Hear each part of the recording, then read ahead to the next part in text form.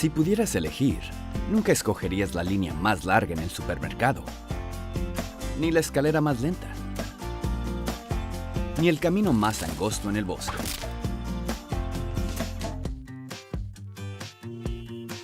Por años, la gente que se transporta entre la estación Huntington de Metrorail y Fort Belvoir ha tenido limitadas opciones para desplazarse a lo largo del lento, estrecho y concurrido Richmond Highway.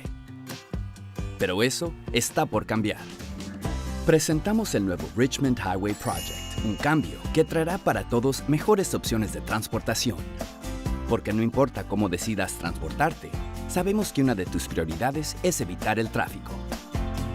Así es como funciona. Los conductores tendrán más espacio para sus autos. Un nuevo servicio de autobús rápido, o BRT, ofrecerá a los pasajeros carriles exclusivos para autobuses, junto con maneras más rápidas para abordar, servicio frecuente y formas inteligentes para mantenerse en movimiento. Además, para su seguridad, los ciclistas y los peatones estarán separados del tráfico.